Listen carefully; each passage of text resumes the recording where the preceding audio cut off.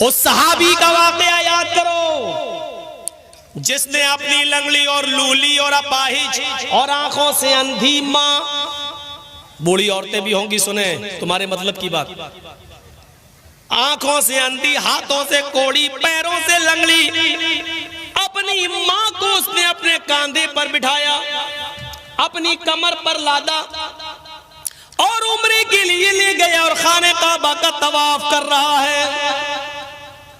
उस जमाने में व्हील चेयर नहीं थी, बिठाल दिया और तवाफ कर लिया, अपने कांधों पर उठाया, पीठ पर लादा और तवाफ करा।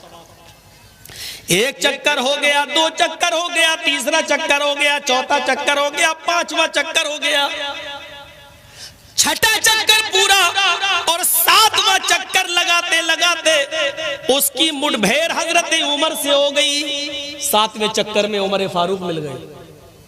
उसने कहा अमीरुल मोमिनीन, ये मेरी माँ है, मैंने अपनी बूढ़ी माँ को अपने कांधे पर बिठा रखा है, अपने पीठ पर लादा है और मैं काबे का तवाफ कर रहा हूं। सातवां चक्कर है, इसके बाद मैं सफा और मरवा का चक्कर भी लगाऊंगा, सई भी करूंगा।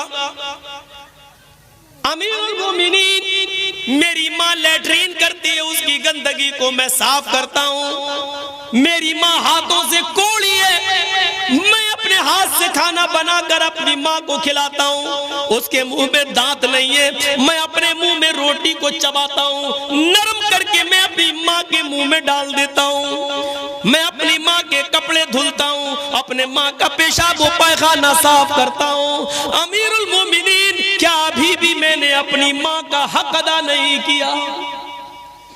क्या भी मुझसे बात पुरुष होगी? क्या अभी भी मैंने अपनी माँ का कदा नहीं किया? हजरत उमर फरमाते, आए मेरे दोस्त, मैं कैसे बताऊं? उसने कहा अमीरुल मोमिनीन, सच बताइए, क्या अभी भी मैंने अपनी माँ का हक अदा नहीं किया? हजरत उमर कहते हैं नहीं। कहा अमीरुल मोमिनीन, कितना हक अदा करूं, कितनी खिदमत करूं तब जाकर हक अदा होगा?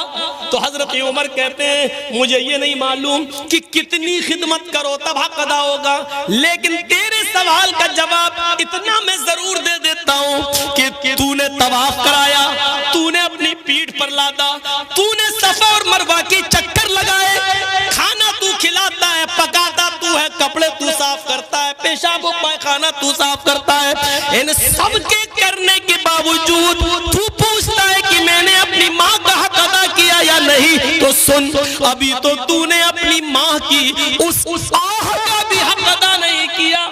जब तू अपने माँ के पेट से पैदा हो रहा था, जब तुझे तेरी माँ जन रही थी, डिलीवरी के वक्त जब तेरी माँ तुझे जन रही थी, पैदा कर रही थी, दर्द की वजह से तुझे पैदा करते वक्त जो दर्द औरत को जो बच्चे की पैदाइश के वक्त दर्द होता है, उस दर्द के मौके पर तेरी माँ की मुंह से जो पहली आवाज निकली, अभी तो तूने अपनी माँ की उस पहली आह का भी हक अदा नहीं किया।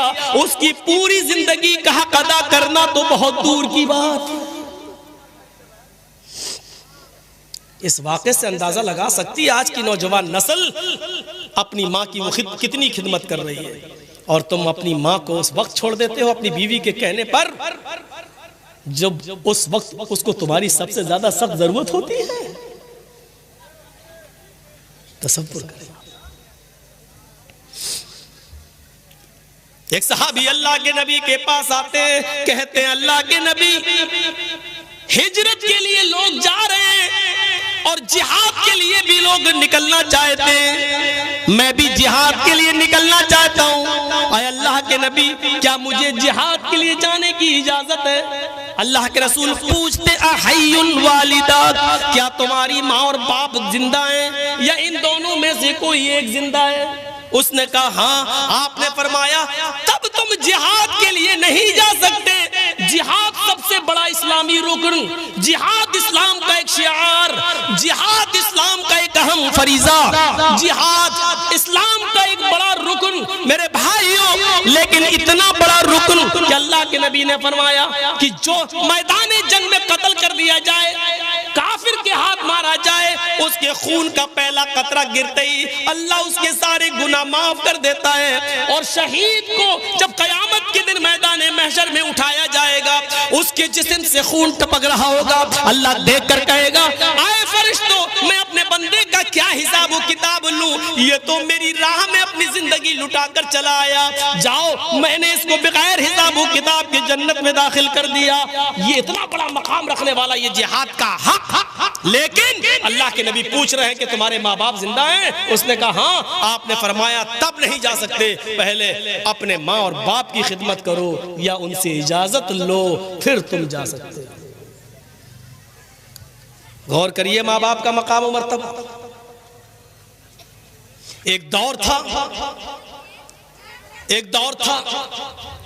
बरामदा के उलुल अज़्म नौजवान पूरे बगदाद पर छाए हुए थे। जरा इस वाक़े को सुनिए, आपके रोंगटे खड़े हो जाएंगे।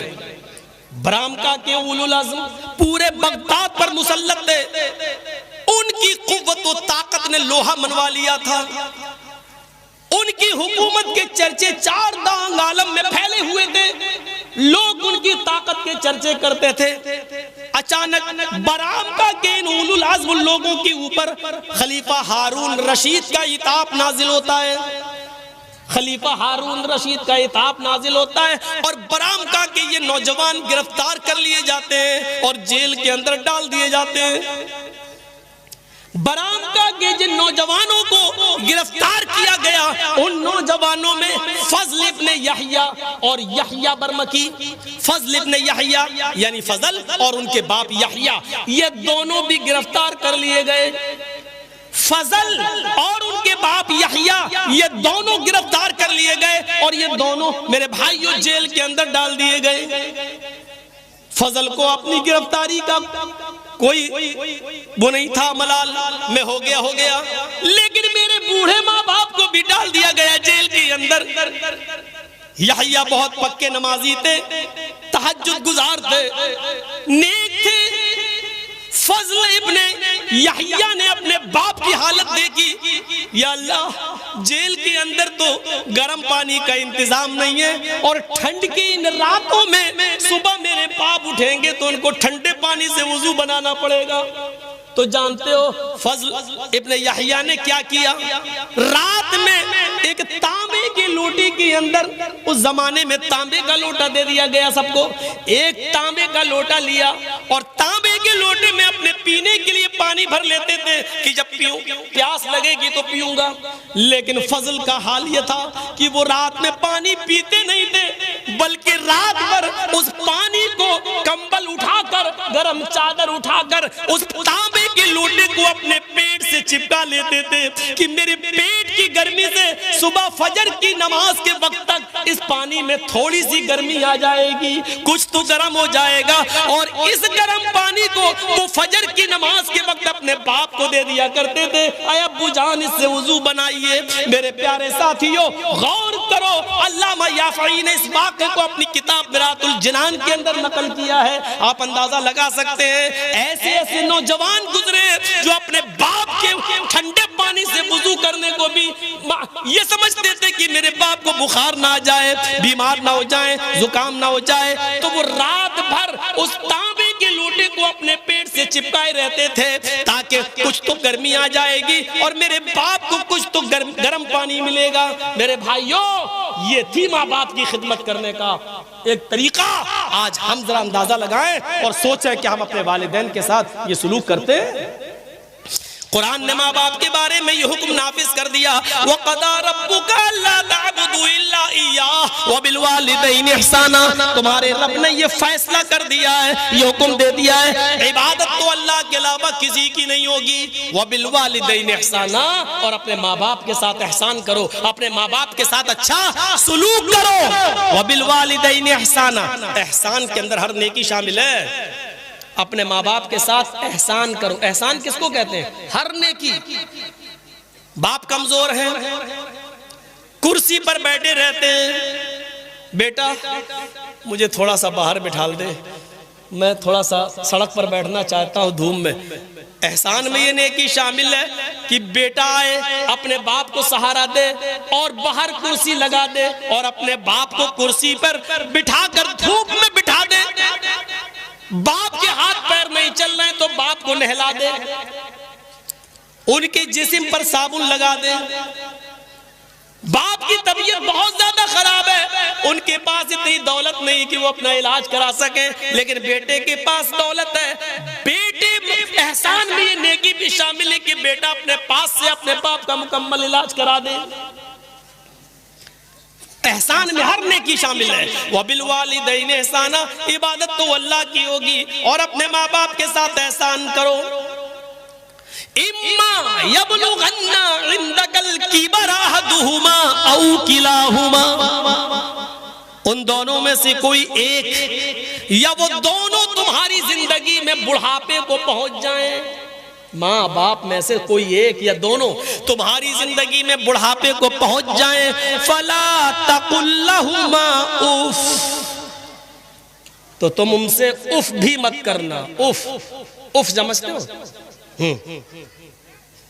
उफ का सही तर्जमा अगर किया जाए उर्दू में तो इसका सही होगा ये, उनसे उफ भी मत करना। उफ का मतलब, जर्जीस के बाप बिस्तर पर लेटे हैं, जर्जीस साहब ने दवा ववा खिला दी, उनको पिला दिया और अपने बाप ही के पास बैठे कंप्यूटर पे चला रहे हैं। इतने में आवाज दी, बेटे जर्जीस एक गिलास पानी ले आओ, और मैं बहुत जरूरी काम कर रहा हूं अपने बिजनेस का। अब उन्होंने कहा बेटा पानी चाहिए एक गिलास, और मेरी जबान से निकला उठे और पानी लाके दे दिया, पिला दिया। पानी तो पिला दिया, मना नहीं किया, दे दिया, पिला दिया और आकर फिर अपने काम में लग गए। लेकिन उससे पहले जो तुम्हारे मुंह से निकला यानी मतलब ये था कि अभी पानी मांगना था इनको, कितना इमरजेंसी काम कर रहा था मैं, लाखों का हिसाब किताब, कहीं एक भी कलम इधर उधर हो गई, ऐसे कह दिया। ये भी हराम है, पानी आप पिला रहे हैं उनको, लेकिन आपके मुंह से जो निकल गया है, अल्लाह ताला ने इससे भी मना किया। फला तकुल लहुमा उफ़्फ़िन वला तनहरहुमा, ये भी नहीं निकलना चाहिए तुम्हारे मुंह से। वला तनहरहुमा, और उनको कभी झड़कना नहीं, कभी झड़कना नहीं, डांटना नहीं, बल्कि जब भी उनके सामने बात करना तो अपने बाजू नीचे करके और सर झुकाकर बात कर। वकुल लहुमा कौलन करीमा, अच्छी बात। ये है माँ बाप का। दो चीजें हो गई, एक एक चीज पर हम थोड़ा कम ही चल रहे हैं, बस इशारा कर रहा है। ला तुशरिक बिल्लाहि शैअन इन कुतिलता हुर्रिता वला तउक़न्न वालिदैक व इन अमराका अन तख़रुज मिन अहलिका व मालिक। तीसरी चीज पे आइए, और तीसरी चीज आप सबसे गुजारिश कर रहा हूं, तीसरी चीज के बाद चौथी चीज जरूर सुन लेना। उसके बाद आपको मेरी तरफ से कोई रुकावट नहीं होगी, आप बीच में भी जाना चाहे तो चले जाना, लेकिन ये दो चीजें और जो है वो जरूर सुन लेना। ला ततरुकन्न सलातन मक्तूबतन मुतअम्मिदन, कभी फर्ज नमाज कसदन और जान